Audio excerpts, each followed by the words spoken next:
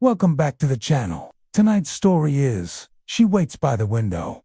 The Ghost of Myrtles Plantation. When most people think of Louisiana, they think of New Orleans, voodoo, vampires, maybe even a little Disney magic. But deep in the bayous, away from the city's vibrant lights, is an old plantation house with a horrifying history. They say it's one of the most haunted homes in America, but no one warned me about the girl in the window. Let's get into it. The moon was hidden behind the clouds and fog rolled across the lawn. The air hung heavy, thick with humidity, and the scent of honeysuckle. The glass was covered in handprints, small ones, like those of a child. Then, as I stepped closer, I saw something move behind me in the reflection. But there was nothing there when I turned around. Every creak of the old house, every sigh of the wind set my nerves on edge, and I tossed restlessly in bed, counting the cracks in the ceiling. I got out of bed and hurried to the front desk to tell someone what had happened. But when I described the girl in the window, they just looked at each other, then handed me an old photo. It was her. The girl from the window? The staff confirmed what I had suspected all along. This was Chloe, the daughter of the plantation's original owner. Back in 1868, she died in that very room, poisoned by a servant. They say, but some believe she never left, still waiting for the one who wronged her, still pressing her face against the window, hoping for justice. They say she's harmless, just misunderstood, but that doesn't explain the scratches on my door, or the bite marks on my arm. I woke up this morning with these. I haven't told anyone yet. I don't think they'd understand. Do you believe ghosts can remember who wronged them? Or do you think it's just a legend? Comment below. Finally, just as the first hint of dawn began to lighten the sky, I drifted off. That's when I heard it. Knock dash knock dash knock. I sat up abruptly, listening intently. The knock came again, slow and deliberate. It wasn't coming from downstairs. I was sure of that. Then I noticed something odd. The sound seemed to be coming from the window. Confused, I got out of bed and walked over to the curtains, pulling them aside. I looked out into the darkness. All was still. I strained to listen, but the only sound was the distant call of an owl. Then suddenly, the knock came again, louder, this time, more urgent, and as I watched in disbelief, a face pressed against the glass.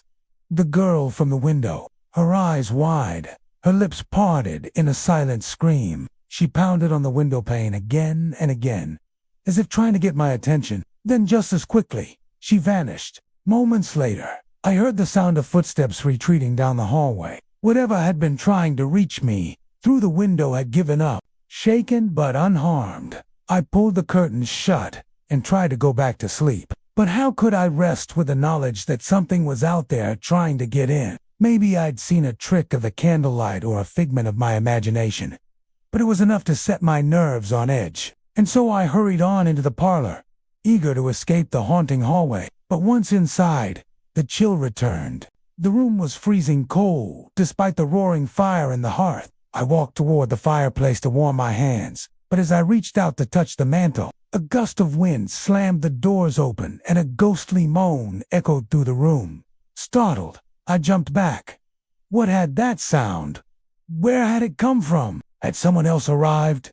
Of course, it was probably just the wind, I told myself, shaking off the goosebumps that had risen on my arms. But as I turned to leave the room, I saw it again in the mirror. The same small handprints, reaching, grabbing, clawing at the glass. I whirled around, but there was nothing there. No one was in the room. And yet the handprints were clear, distinct, as though someone or something had been trying to get out. I walked beneath the branches of an ancient oak tree and stopped to admire the Spanish moss draping down its sides. That's when I looked up at the second floor of the plantation and I saw her, a young girl, pale as paper, standing perfectly still at the window. Her skin looked almost translucent in the moonlight. She wore an old green dress, hair in braids, and she didn't wave when I asked. "How about that?" she whispered. The apparition of Myrtles Plantation has finally appeared. I felt a sudden chill run down my spine and I realized she hadn't blinked. She just stood there staring straight at me. And I don't mean it in a creepy way. She was really just looking at me. It wasn't a menacing stare, more of a curious one, like she was trying to figure me out. Or maybe it was just a single candle flickering behind her in the window. It illuminated only half her face and cast the other half in shadow. Either way, it was enough to send shivers down my spine. The girl remained motionless, eyes locked on mine, until I finally broke the gaze and ran back to the house. Safe inside the warm glow of the porch light, I tried to shake off the encounter. After all, what are the odds of seeing a ghost on your first night at a supposedly haunted plantation? But as I leaned back against the railing, I couldn't help but glance back at the window. To my surprise, she was still there, just as motionless, just as eerie. Was this normal? Should I have expected it? And if so, why didn't anyone warn me?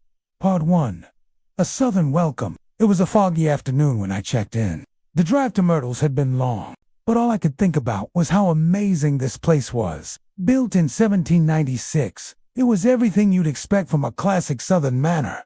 White pillars wrapped around a broad veranda, ivy crept up the sides, and in the distance, Spanish moss swayed gently in the breeze. It was straight out of a novel, like something you'd read about in the classics section of a library. Though there was one thing that made it seem less than inviting. Do you feel that chill? Yeah, it was August. I shouldn't have been cold, but I couldn't help myself. I pulled my jacket tighter as I walked through the door, and that's when the woman at the front desk smiled politely. You must be here about the tour, right? She gestured with her chin toward the old man beside her. He'll be your guide. He knows everything there is to know about this place. Just don't ask him any questions about his past. He gets real grumpy about that. And with that, she turned and disappeared down a hallway. Grumpy man. Mysterious mansion. Check.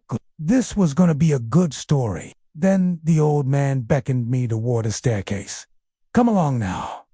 Don't want to keep the others waiting. So I followed him up a grand staircase and out onto a balcony overlooking the lawn. Now listen close, he rasped, eyes fixed on some distant point on the horizon. I've worked here going on 40 years.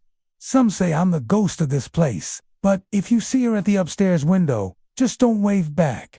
I thought he was joking. How could anyone resist waving at a ghost? But as he continued his tale, I couldn't help but get the feeling he was dead serious. Part 2. Nightfall. Later that evening, after everyone had gone, I went for a walk through the garden. Part 3. As soon as I stepped inside, the antique mirror in the hallway caught my eye. Part 4. 3:07 a.m. The knock. Not long after that, I went back to my room. Sleep had eluded me that night. Part 5. The next morning, when the sun finally began to rise,